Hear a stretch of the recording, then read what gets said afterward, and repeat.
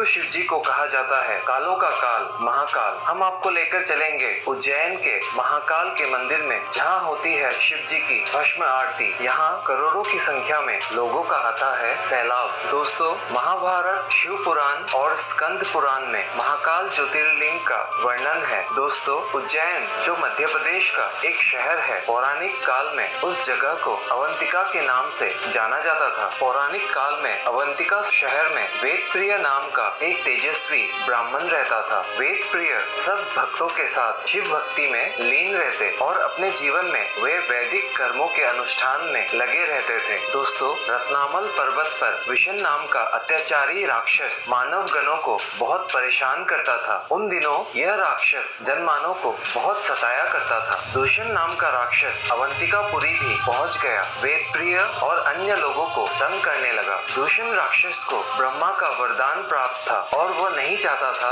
कोई भी मनुष्य उसके अलावा किसी और की भक्ति करे। ब्रह्मा के वरदान की वजह से वह राक्षस बहुत ही शक्तिशाली था। अपनी शक्ति के बल पर पृथ्वी लोक में उसने त्राही त्राही मचा रखी थी। इस राक्षस के भयंकर तांडव से शिव भक्त भयभीत नहीं हुए। अटूट आस्था रखने वाले ब्राह्मण शिव भक्ति में लीन हो गए। दूषण जब इन ब्राह्मणों को शिव जी की पूजा करते हुए देखता है तो देखते ही उसके मन में क्रोध जाग उठा और इन ब्राह्मणों को मारने का निश्चय कर लिया। दूषण राक्षस ने जैसे ही भक्तों के प्राण लेने हेतु शस्त्र उठाया तो वहीं शिवलिंग की जगह पर एक गंभीर आवाज के साथ एक गड्ढा उत्पन्न हो गया और तत्काल ही उस गड्ढे से भयंकर और विकट रूपधारी भगवान शिव शंकर उत्पन्न हो गए। भगवान शिव शंकर के एक हुंकार से ही दूषण राक्षस तहस नहस हो जाता है। शिव भक्त भगवान शिव शंकर का दर्शन पाके धन्य हो गए और उन्होंने प्रार्थना की कि वे